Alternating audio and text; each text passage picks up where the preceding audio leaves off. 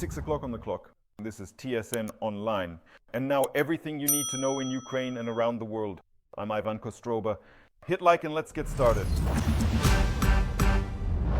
2 dead and 5 injured, including a child in the Sumy region. The enemy dropped 3 guided aerial bombs on houses in the village of Hyrine. A man was killed in his own home and 2 more people were hospitalized with injuries.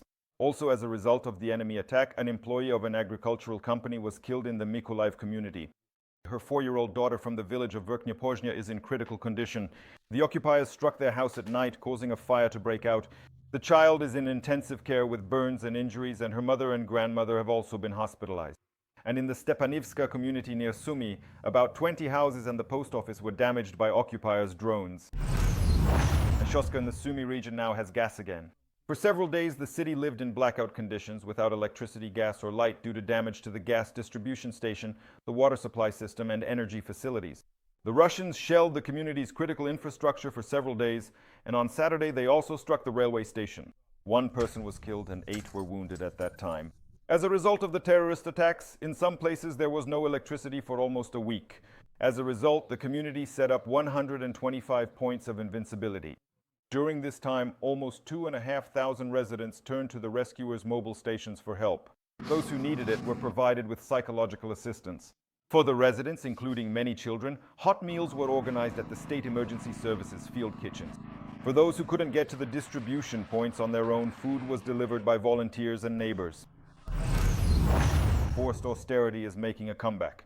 Today, Ukrainians once again saw recommendations and requests from energy workers to use electricity wisely. The Ministry of Energy says the enemy attacked energy facilities in Chernihiv and Dnipropetrovsk regions. And it is in the Chernihiv region that the situation remains the most difficult. Energy workers are working almost around the clock to restore electricity for everyone. At the same time, preparations for the heating season are underway. Equipment is being modernized and necessary parts are being stockpiled. Meanwhile, the failure of certain thermal power plants and substations is putting pressure on the entire energy system. Therefore, Ukrainians are being asked to save electricity during peak hours from 5 p.m. to 10 p.m. The last resident of a 5-story building in Dobropillia has been rescued. The White Angels evacuated a 60-year-old man whom the TSN film crew happened to meet while filming the city destroyed by the enemy. The man was gravely wounded after a devastating Russian aerial bomb strike and had absolutely no contact with his worried family. Despite the undeniable fact that most people have already left the embattled city, there are still approximately 1,000 resilient individuals who bravely try to live there, despite the constant, relentless shelling. What has the war turned Dobropillia into, and how close has the enemy come to the city? TSN special correspondent Yulia Kyrienko will tell us more. This is the city of Dobropillia after the Russians came as close as possible to it. It is almost deserted. You see, there are no cars at all on the roads. Empty, battered, almost completely destroyed houses. Constant artillery fire on the outskirts and enemy glide bombs hitting the city itself. Shards of glass mixed with shell fragments, ruins instead of homes, and in some places, buildings burned down completely. And this is the Dobropillia hospital. Not so long ago, it was receiving patients. Now it's just a burnt-out ruin. The Russians hit it with 7 glide bombs at once. It was the only hospital serving patients from the entire Pokrovsk district, especially after the Russians destroyed the medical facility in Pokrovsk itself. That's tens of thousands of people. Now it's gone. The medical staff managed to evacuate to Dnipro just before the strike, and then 2 Russian planes dropped glide bombs on it. In fact, it feels like people have only stepped out of their homes for a short while. Here in the apartment, all their belongings are still hanging as they were. But if you step outside, you see what the enemy has turned this city into and how they keep destroying it. Only a few people from these buildings have come back for their things, because they have a car to take them away. They board up the shattered windows themselves and clear out the construction debris because it seems there are no utility workers here anymore. Everything was blown out. All of this was lying around, the furniture, everything, you see? Ms. Lyudmila and her husband have 2 apartments across from the hospital. They weren't at home during the strike. They were in the village, so they lived in a nearby village. And now they're trying to save at least some of their belongings. Well, because it was scary. Nothing had been destroyed yet, but it was terribly frightening because of the incoming strikes. While we are talking to the owner of the apartment, her husband is watching a Russian TV channel on his laptop and immediately decides to stay in the damaged apartment. So I'm sending my wife away. She doesn't want to go. I'll stay, he knows I can't. I panic, but he doesn't want to leave. Can you guarantee that we'll still get our pension? Of course. But the couple's neighbor Tetiana definitely won't stay at home. She was in her apartment during the strike. She knows what it's like to flee from war since 2014. I'm from Luhansk myself since 2014. That's why I'm already used to moving from city to city. I'm not panicking. I'm here now and, well, I'm trying to pull myself together a bit and decide where to go, which direction to choose, which city. It kind of just comes to me on its own. I was offered a job as a nanny in Novomoskovsk with a family, so it kind of worked itself out and I'm going there. Here, in fact, are the remains of a Russian-guided aerial bomb, the kind they use to smash Dobropillia every day. They launch about a dozen of them at this city. Look, it fell right in the yard. And this is what the windows of houses, entrances, and people's apartments have turned into. You can see this kind of scene all over the city. There used to be a kindergarten over there, unfortunately. But now it's gone too, thanks to things like this. With aviation munitions that the Russians launch here, Mr. Serhiy is looking at the fragments from the KRB from his balcony. There are still scratches on his face that haven't healed from the glass of his windows that blew out onto him. I'm just going to the village. When? How? There's my bike standing over there. I was standing by the window when it exploded and the blast wave knocked me to the floor, right there in the kitchen. In truth, the man can barely walk, even with a cane. He is the last resident of the 5-story building. He stayed in the shattered apartment with his cat because there's no one to take him in. And now the phone is broken too. Now he doesn't know how to call his daughter in Dnipro or his wife who left a long time ago. So where do you sleep now? You'll laugh. I made a platform over the bathtub in the bathroom, put a mattress and a blanket there, and I have a heater in there too. At least there's still electricity. Mr. Serhiy really wants to evacuate, so we write down his address to pass it on to the White Angels police crew. They are still evacuating people from frontline cities, trying to make it in time before the war gets dangerously close. While we were preparing the story for broadcast, the White Angels evacuated Mr. Serhiy. Now he is safe, which can't be said for the other 1,000 residents who are still in Dobropillia. 90% of the residents left as soon as the Russians began their assaults. And even though Dobropillia is 12 kilometers from the front line, the once cozy town of roses and parks continues to be scorched by the occupiers with drones and aerial bombs. Yulia Kyrienko, Alexander Shian, Ole Mostovi, TSN 1+1. The price of natural gas for the population will not increase this winter. This was announced by Volodymyr Zelensky after a conversation with Prime Minister Yulia Kyrienko. Thus, at least until May 2026, Ukrainians will continue to pay 7 hryvnias and 96 kopecks per cubic meter of gas for their homes. This price has been in effect since May 2022, when the government introduced a moratorium on raising tariffs. Prime Minister Kyrienko also announced that a decision has already been made to prohibit disconnecting consumers in frontline communities from energy supply due to debts. Additionally, the government has allocated another 1.5 billion hryvnias, specifically to frontline regions to protect energy facilities from Russian attacks. The Russian air defense is hitting its own targets.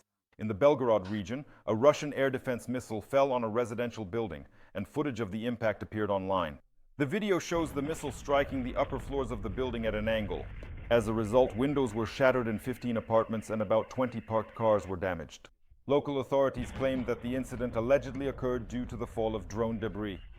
There was also a strike on a facility in the village of Mazlova Pristan. The governor of Belgorod region, Vyacheslav Gladkov, reported that it was a social facility, while the BBC notes that a sports complex was located there. As a result of the strike, 3 people were killed and 1 was injured. Emergency workers are on site, clearing the debris.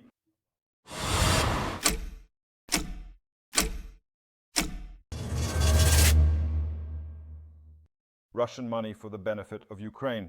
The European Union and the United States are pressuring Belgium to allow the use of funds belonging to the aggressor country. The Financial Times reports that Western allies are insisting on using 140 billion euros for a reparations loan to Ukraine.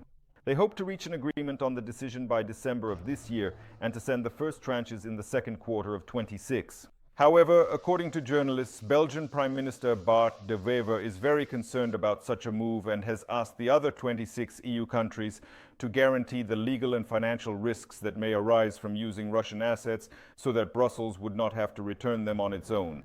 Let me remind you that after the start of Russia's full-scale invasion of Ukraine in 2022, about 300 billion euros of the Russian central bank's assets were frozen in the West. Of that amount, about 190 billion are held in Belgian international companies, as well as in the company Euroclear, which handles transactions and the custody of securities. Previously, the European Union was hesitant to touch these funds, but in recent weeks this position has changed, not least due to Donald Trump's calls to use Russian assets to finance Ukraine's defense. Donald Trump did not congratulate Putin on his birthday. The day before, the Russian dictator celebrated his 73rd birthday. Propaganda outlets meticulously kept a list of those who congratulated their boss.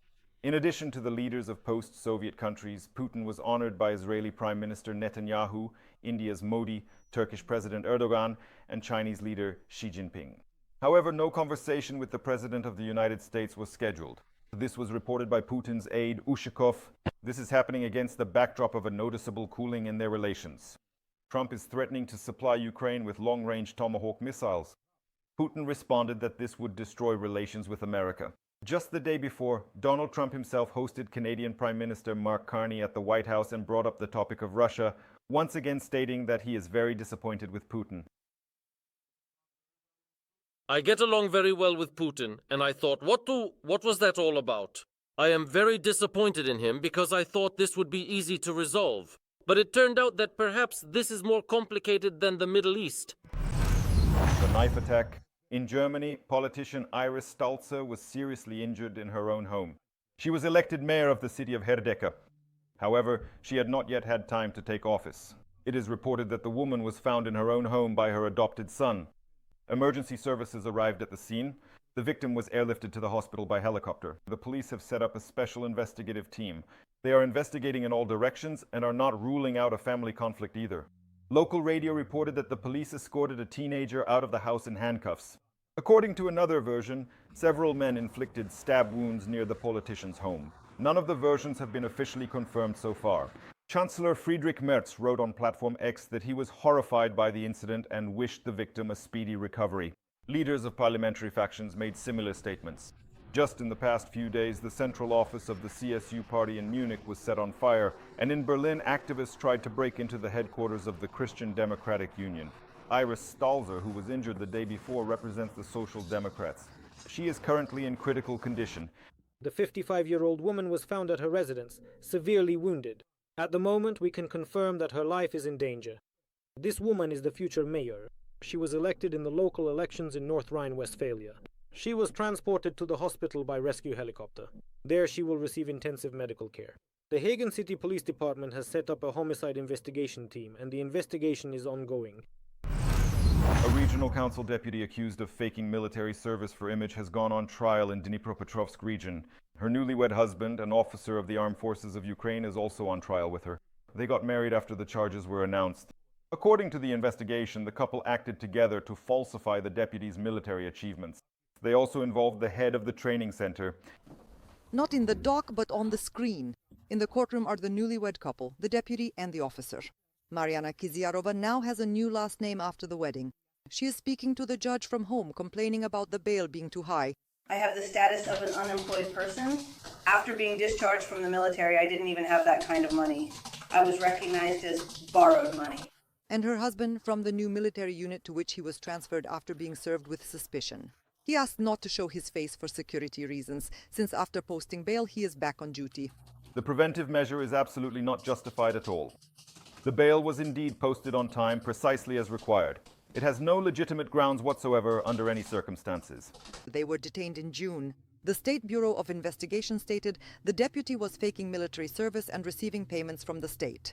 In 2023, the woman decided to boost her political image among the electorate and her colleagues.